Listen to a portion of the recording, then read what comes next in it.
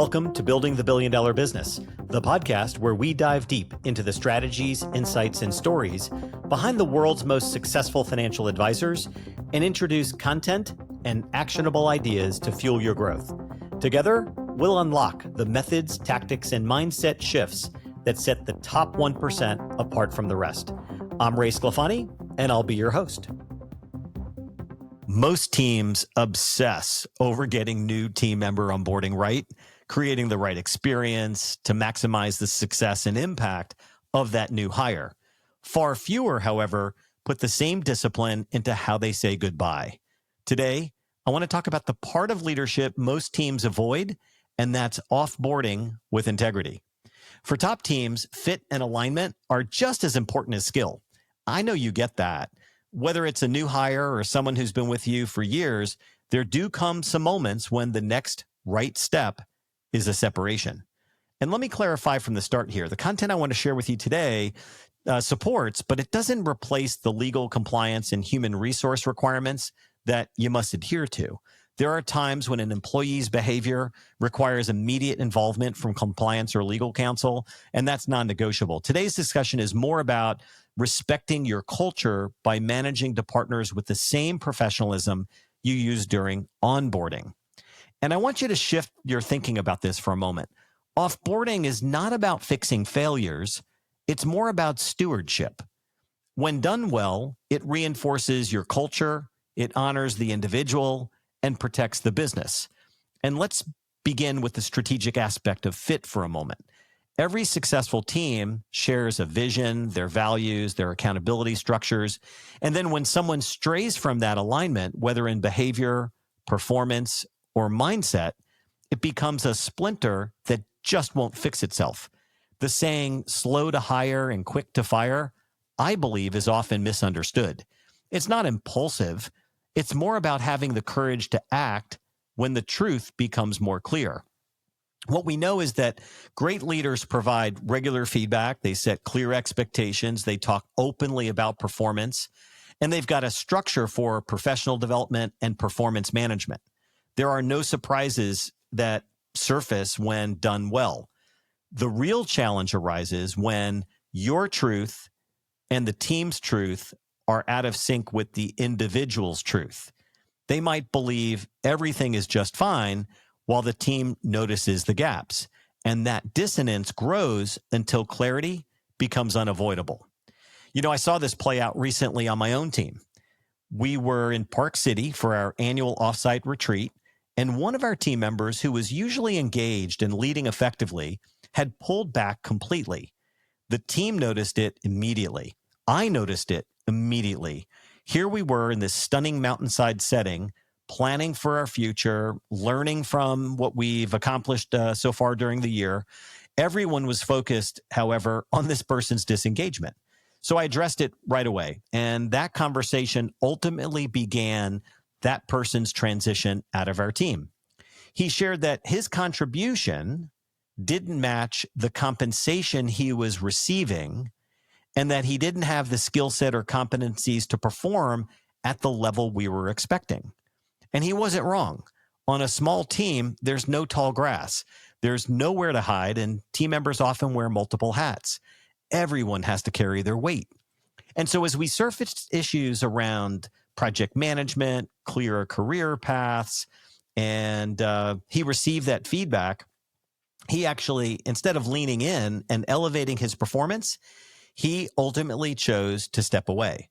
It was mutual, it was non-combative, and he ultimately made his own decision, and that matters. Co-creation is key. As a coaching organization, we gave him the space to make the decision that was right for him, and honoring him while also honoring the needs of our team and our clients. That's what true partnership is all about, even in an offboarding way. It allowed both sides to walk forward with clarity and respect and dignity without forcing any outcome that neither of us believed would work. Clarity is the main key to an exit that preserves the dignity and safeguards the broader team and clients. Offboarding should never feel punitive. It needs to be honest and humane and aligned with the values you want your leaders to exemplify each and every day. The Society for HR Management, SHRM, They've got some best practices around this. Those best practices also closely match what we see working with top advisory firms. And I want to provide you a framework that you can use to either create your own offboarding checklist or take what you currently have and use this structure to think about new and different ways to improve your own offboarding checklist.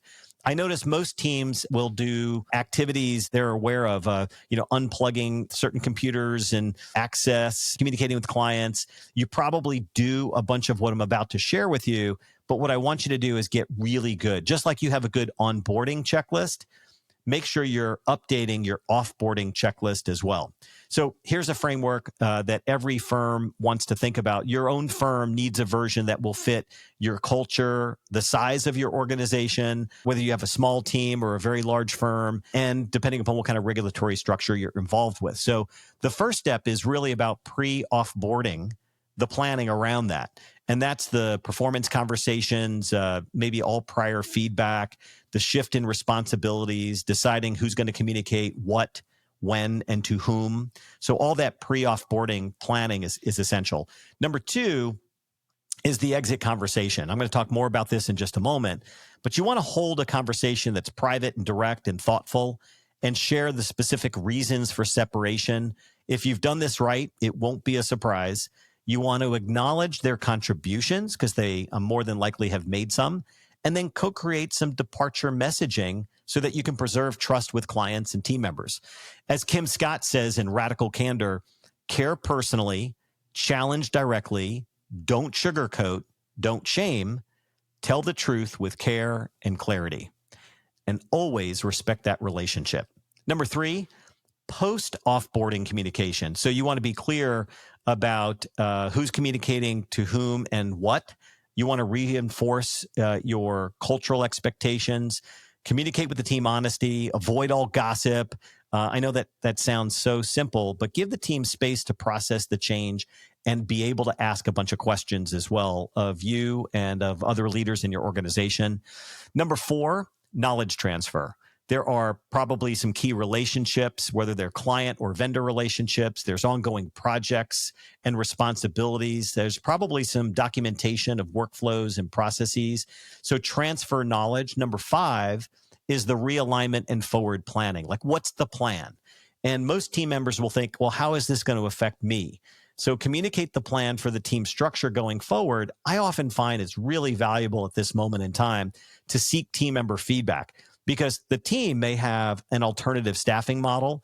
Some teams might want to raise a hand, and team members raise a hand and say, hey, I want to take on some new responsibilities, or maybe we should think about redefining some roles. So initiate all of that new hiring, new structure once everybody's in agreement. So that's the plan moving forward. And number six, technology and security, obviously revoking system and email access, updating permissions, notifying relevant clients and vendors through the tech side and security side of all things. So that seems obvious.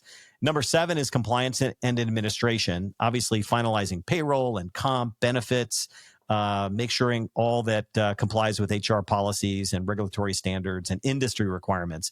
So that whole compliance and administration is number seven. Okay, so around all of this framework, again, go back and look at your own. Are you really clear about your checklist? Is the one you have about time to get updated and improved? Through your own framework, speed and accuracy will be crucial, especially in this highly regulated industry that we all work in. We followed the same framework within our team during the most recent transition I shared with you. After that conversation in Park City, after a series of conversations with this individual, and when we came to a mutual understanding, we held a brief all-hands huddle. It wasn't a big formal team meeting. It was simple, intentional, quick. The goal was clear: to give him the chance to speak directly to the team in his own words about his transition, and then to offer the team a moment to support him. High-performing teams build genuine friendships outside of work, and leaders risk forgetting that. We didn't forget. We honored our values, the relationship we share with one another, and we lived by them. We co-created the messaging, aligned as a group, and then communicated respectfully and transparency. From there, we move through the rest of our framework, transferring relationships and projects, updating the CRM, documenting workflows, securing technology access, notified our clients and vendors that needed to be notified. And the team actually came up with an unbelievable new idea and new structure in a matter of 5 days. They all had seen the gaps. They all were clear about the training and development they felt like they needed. A number of people on the team raised their hands and stepped up and took on new responsibilities, and it provided a whole new way of working that we're very excited about. Nothing dramatic, no surprises, just a disciplined, respectful process that protected the team, the clients, and that individual. And since I mentioned exit interviews a moment ago, I want to just dig in for about 2 moments here. Their importance is worth underscoring. Even when the decision is clear to all parties, somebody should run the exit conversation because the insights can be as invaluable for leadership as anything. Simple, open-ended questions such as, hey, what worked well for you? Where did you feel blocked or unsupported? How could we be better prepared for someone new coming into the role? You want to treat this as a real opportunity to learn, not a box to check. Any departing team member's perspective can be a gift. It's their truth, as long as you're willing to listen. It also brings clarity when the vision, values, or direction are not aligned. Sometimes the healthiest outcome is acknowledging that, learning from it, and just agreeing to part ways. That was true for us at ClientWise in the example I shared. My good friend Mark Tibersian once reminded me many years ago, people will be joiners to your team for the same reasons they will exit your team. And there are 4 reasons, and in this order. Nature of the work. Do they like what they do? Are they good at it? Are they willing to elevate their performance in the nature of the work, their responsibilities? Number 2, nature of the workplace. What's the vibe? What's the culture? Number 3, nature of the relationship with those in charge. And number 4 is money. If you'll notice that nature of the workplace is really key, and that's where I want to wrap up with culture, because offboarding either enhances it or diminishes it. After every departure, debrief with your team. What did we learn? What should we adjust? Reinforce norms and performance expectations with the team. Clarify the non-negotiables and remind everyone that honoring individuals and maintaining high standards serves our clients. Straight talk, candid and direct, relationship focused, no gossip, no drama. Many elite teams establish expectations early, including agreements that specify if alignment breaks, we'll address it with honesty, integrity, and respect, and then live by that. Because when expectations are set in advance, departures aren't surprises, and they're part of a shared commitment. Because in the end, how you say goodbye is just as important as you say hello. When you do this right, offboarding protects your culture, safeguards your clients, and helps your team move forward with clarity and courage. It's not about personal feelings, it's about alignment. Here are a few coaching questions to maybe conclude this episode. Take these 4 questions back to your team. Number 1, what lessons can we learn from this departure to inform future hiring and development? Number 2, how can we establish feedback loops earlier to avoid surprises, if there are any? Number 3, how can our offboarding process better embody our values? So take time out to review what you currently have in your offboarding process and checklist. And number 4, are there patterns emerging in recent departures, and what do they tell us? Hey, so thanks for listening today. Stay focused, stay intentional, keep building your billion-dollar business. Feel free to give us a 5-star review and share this episode with a friend or colleague. Well, thanks for tuning in, and that's a wrap. Until next time, this is Ray Sclafani. Keep building, growing, and striving for greatness. Together, we'll redefine what's possible in the world of wealth management. Be sure to check back for our latest episode and article.